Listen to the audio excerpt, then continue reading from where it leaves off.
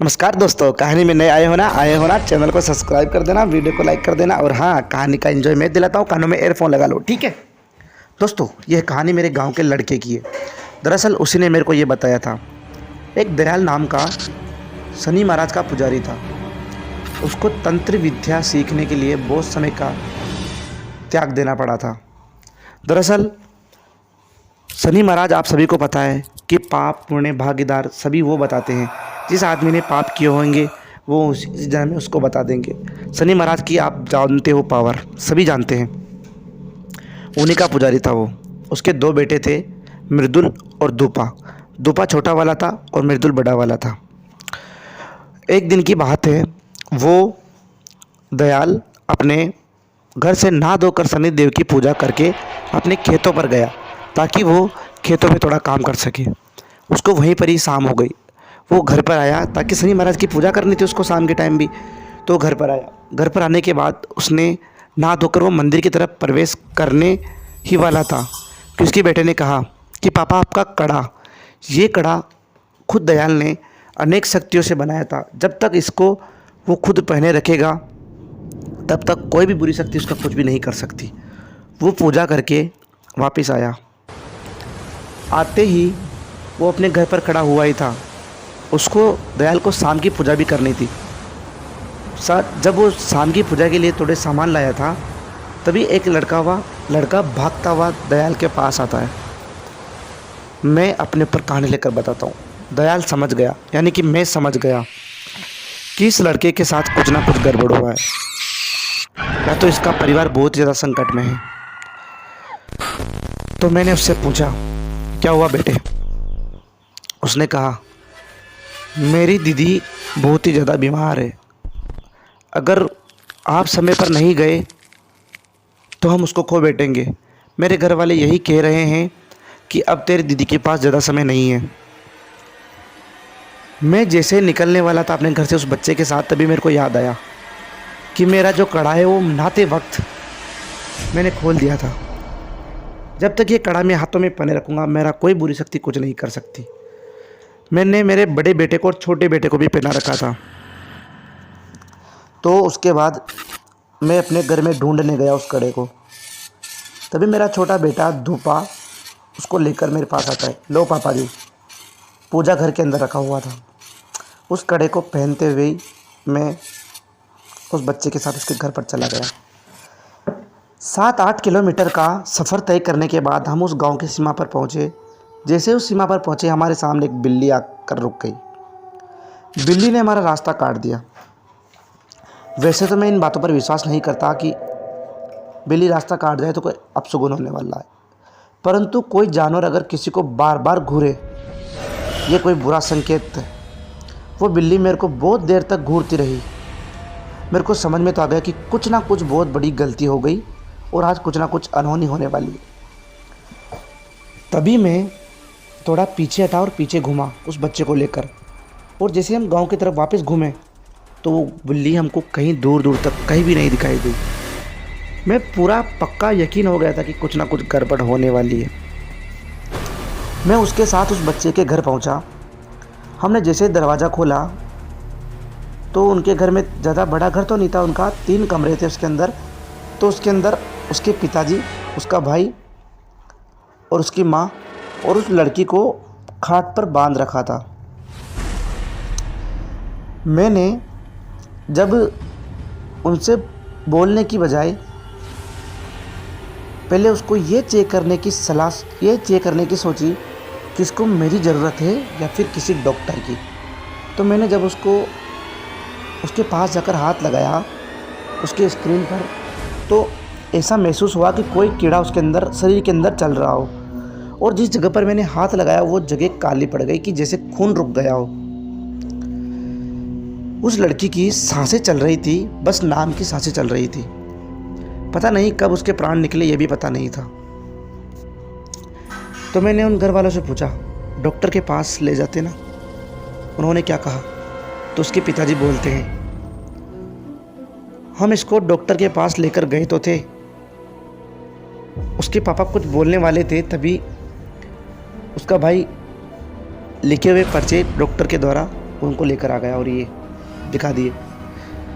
तभी मैंने देखा कि ये डॉक्टर लिखा हुआ था कि इसकी सेवा करो। मैंने उनसे कहा कि आप एक काम करो, मेरे साथ पीछे कमरे में आओ, और मैंने उनको दूसरे कमरे में ले गया उस लड़की से दूर। मैंने पूरी घटना सुनी कि इसको हुआ क्या है, दरअसल बात बताओ ये मेरे को। तो फिर उन्होंने कहा कि ये 11-12 साल की मेरी लड़की स्कूल से आ रही थी, तभी ये स्कूल से एकदम बेहोश हो गई रास्ते में ही। सही सलामत से मेरा बेटा उसी रास्ते से आ रहा था, तो इसने उसको उठाया और ये घर पर लेकर आया। दयाल ने बीच में बात काटते हुए कहा कि आप मेरे को एग्जैक्ट जगह बता सकते हो कि वो बेहोश कहाँ पर हुई थी? तो उसका लड़का जो उसके साथ आया था, वो जो लेने गया था दयाल जी को, उसने कहा वो हम जिस जगह पर हमको अभी बिल्ली दिखी थी ना, गांव के मेन सीमा पर। उसने कहा हाँ समझ गया। फिर दयाल जी ने पूछा फिर आगे बताओ, डॉक्टर के पास क्यों लेकर नहीं गए इसको? तो उन्होंने कहा कि एक बार तो लेकर गए थे हम, तो ये लिख दिया। फिर जब इसकी तबीयत ज़्यादा ही ख़राब होने लगी तो हम इसको कल डॉक्टर के लेकर जाने वाले थे, क्योंकि इसका व्यवहार कुछ ज़्यादा ही बदल चुका था। इससे कुछ पूछते तो कुछ नहीं बोलती, और थोड़े ज़ोर से बोलते तो ऐसे चिल्लाती जैसे कोई इसके अंदर बुरी शक्ति हो। हम इसको कल कार लेकर डॉक्टर की तरफ लेकर जा रहे थे, तभी जिस जगह पर आप ये बेहोश हुई थी उसी जगह पर गाड़ी रुक गई, और गाड़ी से उतरकर एक खून की उल्टियाँ करने लगी, और गाड़ी से दौड़ते हुए बाहर जाकर डरावनी हंसी हंसने लगी, और वहीं पर ही बेहोश हो गई। जिसके बाद इसको ना तो होश आया, बस ये नाम की सांसें चल रही है इसकी। उसकी माँ रोते हुए कहती है प्लीज़ दयाल जी मेरी बेटी को बचा लो, मेरी बेटी मेरे से दूर होने वाली है, प्लीज़ बचा लो दयाल जी। दयाल जी ने उनको हिम्मत देते हुए कहा आप चिंता मत करो, सब भगवान सही करेगा। तो मैं और उस लड़की के पिताजी हम दोनों उसी रूम में गए और हमने गेट बंद कर दिया। मैंने कहा कि उस लड़की के पिताजी से कि आप इसके पैर के पास बैठ जाओ और पैर ज़ोरों से पकड़ लो। मैं उसके सिर के पास बैठा। जब सिर के पास बैठा तो मैं उसकी दोनों आंखों के बीच अपनी उंगली रखी, तो उंगली रखते ही मुझको किसी बच्चे की रोने की आवाज़ आने लगी, और मैं अपने मंत्र पढ़ रहा था। मंत्र में मेरे को बाधा हो रही थी, तो मैंने उस लड़की के पिताजी से कहा कि ये बच्चा कौन रो रहा है, इसको चुप कराओ, मंत्र में बाधा आ रही है। तभी लड़की के पिताजी बोलते हैं हमारे आसपास कोई भी बच्चा नहीं है, और ना ही मेरे को कोई किसी बच्चे के रोने की आवाज़ आ रही है। मैं परेशान हो गया। मैंने सोचा ये कोई छलावा टाइप का हो गया, क्योंकि ये मेरे को गुमराह करना चाहती है। उसके बाद मैंने अपना मंत्र वापस आंखें बंद की और अपने मंत्र स्टार्ट किए। तभी किसी बच्चे के हंसने की आवाज़ आई, और फिर वो जब मैंने मैंने आंखें बंद थी, फिर भी मेरे को ऐसा दिखाई दे रहा था कि वो मेरा लड़का मृदुल है और हंसकर कह रहा था पापा आप इसको नहीं बचा सकते, इसको जाने दीजिए, आप अपने घर चलिए। मैं ये समझ चुका था कि ये कोई छलावा टाइप है और ये मेरे को गुमराह करना चाहता है। तो मैंने उसको बात को बिल्कुल भी नहीं माना और मैं अपने मंत्र पढ़ने लगा। तभी वो लड़की के अंदर एकदम से मेरी तरफ उसने गर्दन मोड़ी। उसकी आंखें बंद थी, फिर भी मेरे को ऐसा लगा कि वो बंद आंखों से मेरे को देख रही है, और मेरी तरफ आंखें मोड़कर एकदम से उठी और वो गेट तोड़ते हुए बाहर निकल गई और बाहर कहीं अंधेरे में भाग गई। मैंने उसके घर वाले से कहा कि भगवान जो भी करेगा सही करेगा। उसने उसके हाथों में रस्सी भी बंधी हुई थी, वो भी तोड़ दी उस बुरी शक्ति ने। मैं ये तो समझ चुका था कि ये शक्ति मेरे से कई गुना ज़्यादा ताकतवर है। उसके बाद मैंने उनके घर वालों से कहा कि तुम लालटेन और लाइट का जुगाड़ करो, हम कुछ ना कुछ इसको पकड़ना पड़ेगा, वरना हम इसको हाथ धो बैठेंगे। उसके बाद उसकी माँ मेरे से पूछती है कि इसको हुआ क्या है। तो दयाल जी बोलते हैं कि एक महिला है जिसने इसके ऊपर जादू टोना करा रखा है, और ये इतना भयानक करा रखा है कि ये किसी न किसी की जान लेकर जाएगा। तभी उसका पति बोलता है, यानी कि उस लड़की के पिताजी बोलते हैं कि मेरे सौतेले भाई की पत्नी ही करवाएगी, मेरे को पता था पहले। तभी दयाल जी बोलते, अभी इन बातों का समय नहीं है, जल्दी से उसको पकड़ो। तो सभी ने उसको ढूंढना स्टार्ट किया। तभी थोड़ी दूर पर जाकर एक गड्ढा था, दूरी पर गड्ढा था, उसके अंदर ही वो लड़की बैठी हुई थी और रो रही थी। जब मैं उसके पास पहुंचा तो उसने मेरे गला दबाने की कोशिश की, परंतु सभी ने उसको पकड़ लिया था और रस्सियों से बांध दिया था। मैंने मंत्र पढ़ना स्टार्ट किया, तभी वो लड़की बहुत ज़ोर ज़ोर से चिल्लाने लगी, बहुत ज़ोर ज़ोर से चिल्लाई, परंतु वो अंदर से निकलने का नाम नहीं ले रही थी। इतनी शक्ति, भयानक शक्ति थी कि हद से बाहर। परंतु मैंने भी प्रयास करते रहा, मैं भोलेनाथ के मंत्र पढ़ता रहा, परंतु वो मैं ये चाह रहा था कि शक्ति को मेरे अंदर आ जाए तो बढ़िया रहे। तो आखिर में वही हुआ जो मैं चाहता था। उस लड़की के अंदर का जो जादू टोना यानी बुरी शक्ति थी वो मेरे अंदर आ गई। वो लड़की बेहोश होकर गिर गई। मेरी हालत बहुत ख़राब हो चुकी थी। मैंने उसके पिताजी से कहा कि इसको जल्दी से घर पर ले जाइए और सुबह नहीं होने से पहले पहले इसको ठंडे पानी से नहला दीजिएगा, और कल सूर्य उदय होने के बाद मिट्टी का शिवलिंग बनाकर उस पर बेल पत्र चढ़ाइएगा इस लड़की के साथ।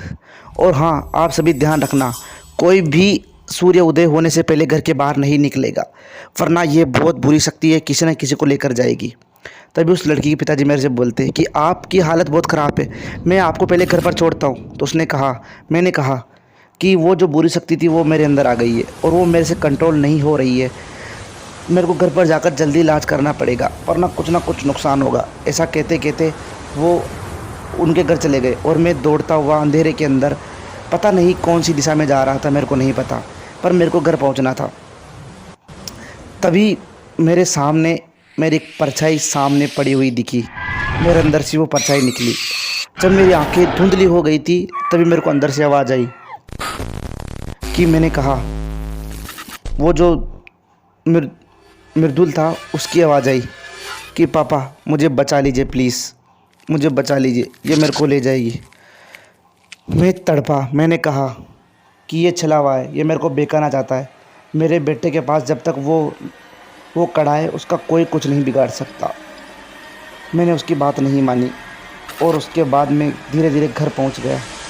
घर जाते ही मैंने सबसे पहले अपने छोटे बेटे से पूछा कि मृदुल कहाँ है। तो उसने कहा, पापा अभी भैया आपने कहा था कि वो मंदिर पूजा के लिए जाना था, तो अभी वो गए थे, परंतु अभी घर से वो थोड़ी देर पहले निकले थे। मैं उसको मंदिर की तरफ ढूंढने जाने लगा। तभी मेरे छोटे बेटे की आवाज़ आई, इसको तो ले जाइए। जब मैंने पीछे पलटकर देखा तो उसके हाथ में कड़ा था। उसने कहा, पापा भैया इस कड़े को यहीं पर भूल गए थे और वो मंदिर की तरफ ही गए हैं। मेरी पूरी हिम्मत वही ख़त्म हो गई। मेरे को पता था ये शक्ति किसी ना किसी को लेकर ज़रूर जाएगी। दौड़ता हुआ मैं उसी जगह पर गया जिस जगह पर मेरा बेटा मृदुल मेरे को दिखा था। सुबह जब मैं उस जगह पर, मेरे को मृदुल नहीं दिखा। सुबह उस जिस गड्ढे में वो लड़की बैठी थी, रो रही थी, उसी गड्ढे में मेरे बेटे की लाश मिली। इस बात का मेरे को पूरा यकीन था कि ये बहुत ख़तरनाक शक्ति है, किसी ना किसी को लेकर ज़रूर जाएगी। मैंने मेरा बेटा खो दिया। दोस्तों, कहानी अच्छी लगी हो तो वीडियो को लाइक कर देना, चैनल को सब्सक्राइब कर देना, और हाँ, ऐसी इंटरेस्टिंग कहानी के लिए आप चैनल को सब्सक्राइब किए बिना मत जाना, प्लीज़ सब्सक्राइब कर देना। Bye bye.